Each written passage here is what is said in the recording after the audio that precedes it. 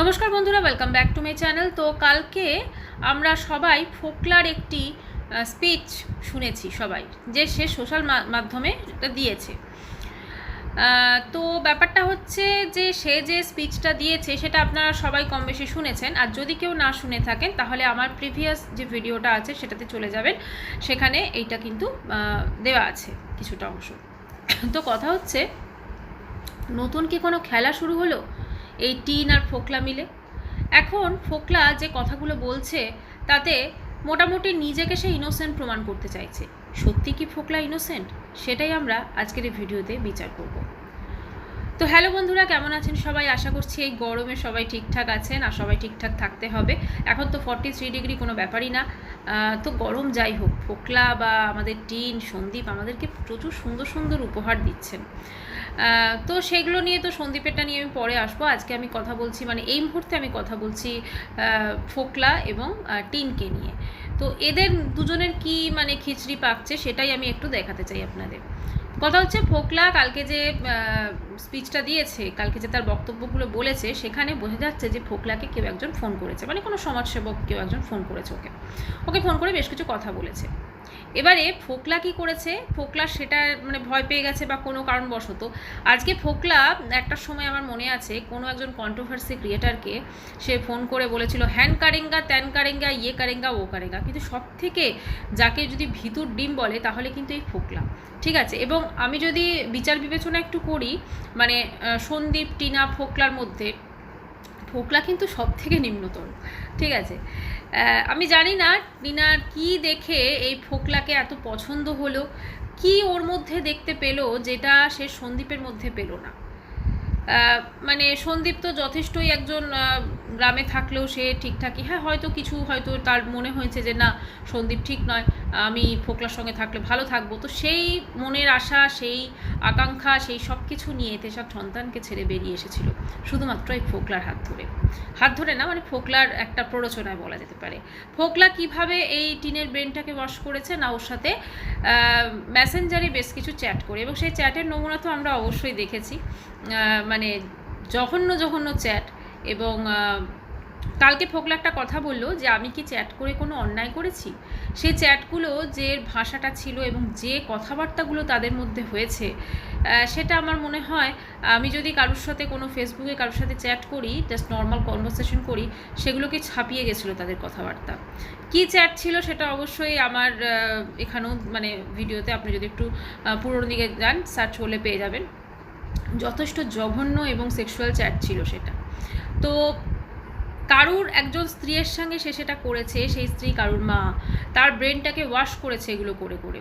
তো করার পর তারপরে মোটামুটি টিন বেরিয়ে গেছে সব ছেড়ে ছুড়ে গিয়ে সে তার হাজব্যান্ডের বিরুদ্ধে বা তার শ্বশুরবাড়ির বিরুদ্ধে 498 কেস করেছে। এখন এই যে তখন তাদের মনে হয়েছিল যে পরকীয়াটা তো বৈধ, আমরা যা খুশি করতে পারি, এবং আমার হাজব্যান্ডের মুখ বন্ধ করার জন্য, যেটা ম্যাক্সিমাম ক্ষেত্রে হয়ে থাকে, এই কেসগুলো আমি করে দিই, তাহলে আমার হাজব্যান্ডের মুখটা বন্ধ হয়ে যাবে। কিন্তু সময়ের বলে না যে বাপকেও ছাড়ে না, কর্মা হিটস ব্যাক। তো তাদের কর্মাটা কিন্তু আজকে তাদেরকে ভয়ঙ্কর রূপে হিটস করেছে। একটা সময় এই ফোকলার সাথেই কিন্তু টিন মোটামুটিভাবে যা আমরা ক্লু দেখেছি তাতে বিবাহিত জীবনযাপন করছিল, ঠিক আছে।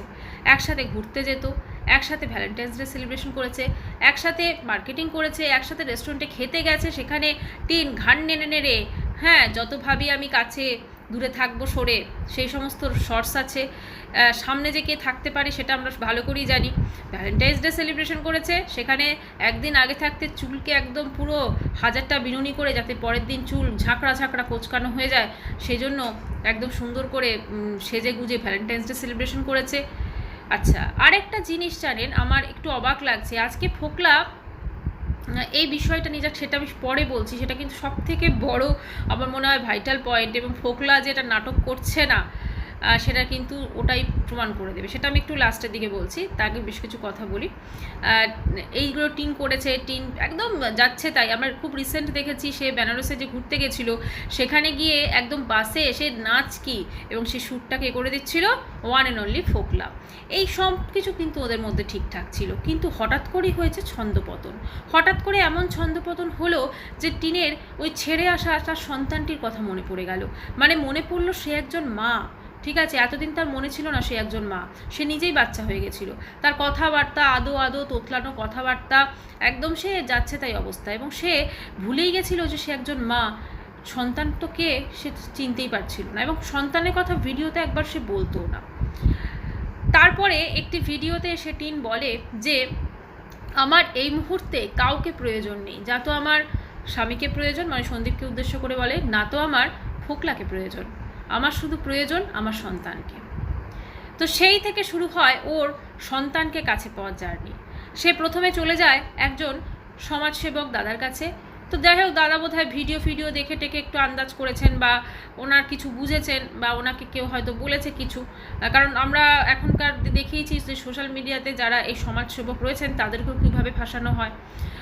তো যাই হোক, তিনি টিনার হাতটি ছেড়ে দেন, বলে যে না আমি কোনো হেল্প করতে পারবো না, যেহেতু এই কেসটা কোর্টে চলছে, চাইল্ড কাস্টাডি, তো কোর্টেই তোমাকে হেল্প করবে। তো যাই হোক, এখন কোর্টেই কেস চলছে।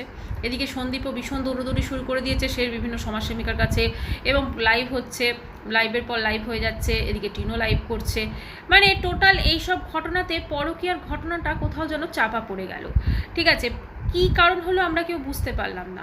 তারপরে হট করে কালকে ফোকলার এই একটা সোশ্যাল মিডিয়ার অ্যাকাউন্ট থেকে এই একটি ভিডিও পাবলিশ হয়। ভিডিও যদিও সেখানে কোনো রকম ফোকলার মুখ দেখা যায়নি, ভয়েসটা শোনা গেছে, ভয়েসটা অনুমান করা হচ্ছে হয়তোবা ফোকলার, তবে এটা ফোকলারই।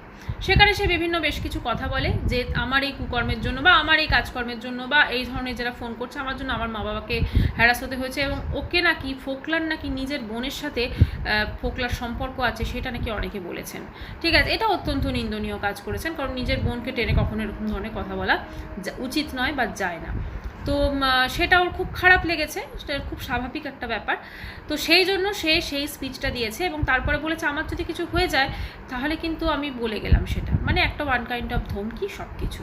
এখন দেখুন, এটা টিন আর ফোকলার যুগ্ম নাটকও হতে পারে, মিলিত প্রয়াসে একটা যুগ্ম নাটকও হতে পারে, নটঙ্কি হতে পারে। তার কারণটা হচ্ছে ফোকলা ভ্যালেন্টাইন্স ডেতে টিনকে যে গিফটটা দিয়েছিল সেই কানের, সেটা কিন্তু এখনও টিনকে আমরা পড়তে দেখি।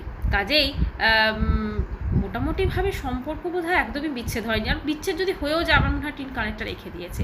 আচ্ছা, প্রসঙ্গত উল্লেখ্য যে কিছুদিন আগে টিনের এই ফোরহেডে বোধহয় আইব্রোজ ওপরে একটা কাটা দাগ বেড়েছিল। তো সেখানে অনেকে বলেছে যে তোমার ওই কাটা দাগটা ফোকলা কি মারপিট করেছে সেই জন্য। তবে আমি একটা জিনিস বলি, ওর ওই কাটা দাগটা কিন্তু অনেক দিন আগে থাকতেই আছে। ও যখন সন্দীপের সাথে ছিল তখনও ছিল। এখন মুশকিলটা কি হয়েছে, যখন সন্দীপের সাথে ছিল ও বোধহয় যে মোবাইলে শ্যুট করতো সেখানকার ফিল্টারটা খুব সুন্দর ছিল, তাই জন্য ওর অনেক দাগ বা মুখশ্রীটা সম্পূর্ণ অন্যরকম লাগতো। কিন্তু এখন যেহেতু আইফোনে শ্যুট করলেও অতটা হয়তো সেই সেটিং বা কিছু নেই, যার জন্য কিন্তু ওর কিন্তু এখন যে রিয়েল ফেস, রিয়েল চেহারা, সেটা কিন্তু বেরিয়ে পড়ে। এটাই হচ্ছে আসল কারণ। তো এবারে এখন কথা হচ্ছে, ফোকলা টিন সত্যি কি নাটক করছে? করতেই পারে, হতে পারে এটা ফোকলা টিন বা সন্দীপের মিলিত প্রয়াসের নাটক, কে জানে। কারণ এদের প্রতিদিনই একটা করে এমন এমন কিছু বেশ মানে বিষয় উঠে আসছেই, গেল কাস্টাডি, চাইল্ড কাস্টাডি, এরপর এসেছে এই বিষয়টা।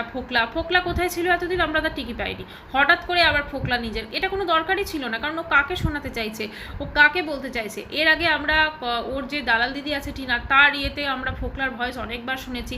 হ্যাঁ, ও ফোকলা বলেছে দিদি তুমি দেখে নিও, আমি এই করে নেবো, দিদি তুমি দেখে নিও, আমি সেই করে নেবো, আমি এই করে নেবো, সে করে নেবো। তো হ্যানকারেঙ্গা ত্যানকারেঙ্গা তো কী করলো আমরা সেটা দেখতেই পাচ্ছি। আজকে যে সিচুয়েশনে দাঁড়িয়ে আছে সেখানে এরা শুধু নিজেরা যে জ্বলছে তিনজনে তা না, বাকি যারা দর্শক রয়েছে, ভিউয়ার্স রয়েছে, তাদেরও পরিশান করছে।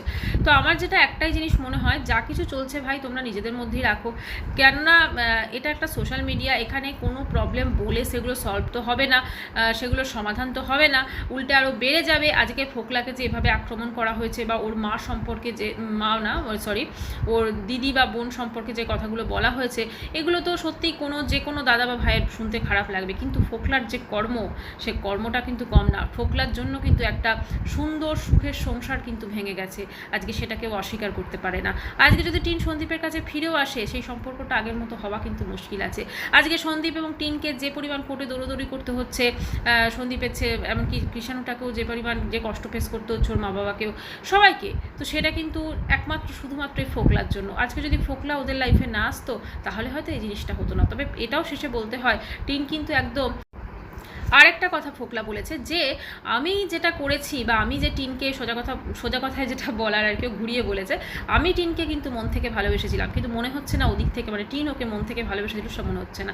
জানি না ও কী দেখে মনে হলো যে টিন ওকে মন থেকে ভালোবাসেনি বা কিছু, বা হয়তো ও রিয়েলাইজ করেছে যে মহিলা তার স্বামী এবং সন্তানকে ছেড়ে চলে আসতে পারে, সে কিন্তু আমার জন্য কোনো দিন ঠিক হতে পারে না। কারণ ফোকলার এর আগেও আমরা দেখেছি ওর প্রাক্তন স্ত্রীর সঙ্গে বেশ কিছু ফোন মানে কল রেকর্ডিং ফাঁস হয়েছিল, এবং সেখানে কিন্তু প্রাক্তন স্ত্রী বলেছিল যে ফোকলা ওর মদরাত খেয়ে মারপিট করতো, পুরো কালচার আলাদা, সেই জন্য আমি ডিভোর্স নিয়ে নিয়েছি। তো আমার কোনো রকম কোনো ইয়ে নেই, সেটা নর্মাল। তো ব্যাপারটা হচ্ছে দেখেছে হয়তো দুজনেই কিছুদিন ফুর্তি করতে হয়তো ভালো লাগে, কিন্তু মানে একদম লাইফ পার্টনার হিসেবে সারাটা জীবন সেটা হয়তো এরা একে অপরের সঙ্গে ভাবতে পারছে না। আর এদিকে টিনাও পস্তাচ্ছে কেন তার বাপের মানে শ্বশুরবাড়ি ছেড়েছিল, তাই জন্য ওর হাজব্যান্ডকে বিবাহবার্ষিকী ইনডাইরেক্টলি উইশ করছে। তো এই সব কিছু মিলেমিশে মোটামুটি একটা পশ্চাতাপ ছাড়া এখন সত্যি কথা বলতে কিছুই নেই। আর যদি এটা নাটক হয়ে থাকে বা কোনো নাটকের শুরুয়াত হয়ে থাকে, তো ইমিডিয়েট এটাকে বন্ধ করা উচিত, কারণ এগুলো করে সোশ্যাল মিডিয়াকে নোংরা করার কোনো মানেই হয় না। কৃষাণু ভবিষ্যতে কার কাছে থাকবে, মার কাছে না বাবার কাছে, সেটা কোর্ট ডিসাইড করবে। সেটা না তো কোনো সমাজসেবিকা ডিসাইড করতে পারে, না কোনো রকম কন্ট্রোভার্সি ক্রিয়েটার ডিসাইড করতে পারে। সন্দীপ পরকীয়া করে কি করে না সেটা একান্তই ওর পার্সোনাল ম্যাটার। এখন জানি না টিনার পরকীয়ার পর আবার সন্দীপের পরকীয়া কেন এত চর্চায় আসছে। তো মোটামুটি এই পার্সোনাল জিনিসগুলোকে ঘাটাঘাটি করে বা টপিক করে হয়তো ভিডিওতে ভিউজ রেভিনিউ এগুলো পুরো আসে, কিন্তু সোশ্যাল মিডিয়াটা যে পরিমাণ নোংরা হয়ে যাচ্ছে সে আর বলার নয়। তো বন্ধুরা, আবার নতুন একটা কোনো বিষয় নিয়ে কথা বলবো অবশ্যই, কারণ এদের যা শুরু হয়েছে একটার পর একটা নতুন জিনিস চলেই আসছে, এবং সেটা নিয়ে কন্ট্রোভার্সি ক্রিয়েটারদের, আমাদের মতো কন্ট্রোভার্সি ক্রিয়েটার বেশ ভালোই হয়েছে, সেগুলো নিয়ে আলোচনা হচ্ছে আর কি। আর ব্লগ আর মনে হয় কেউ দেখবে না, এত সুন্দর রসালো মানে জিনিসপত্র যদি থাকে, ব্লগের আর ভিউজ কোথায়? যারা কষ্ট করে সারাদিন কষ্ট করে ব্লগ বানাচ্ছেন তাদের ব্লগে ভিউজই আসবে না। চ্যানেলটি ভালো লাগলে সাবস্ক্রাইব করার অনুরোধ রইল। আবার দেখা করছি নেক্সট ভিডিওর সাথে। বাই, সবাই খুব ভালো থাকবে। আর নেক্সট ভিডিওতে অবশ্যই আমি একটা ইম্পর্টেন্ট জিনিস আনতে চলেছি, সেটা হচ্ছে যে সন্দীপকে নিয়ে, সন্দীপের পার্টটা নিয়ে আমি বলতে চলেছি। তো অবশ্যই আশা করবো ভিডিওটি আপনারা দেখবেন। বাই, সবাই খুব ভালো থাকবেন।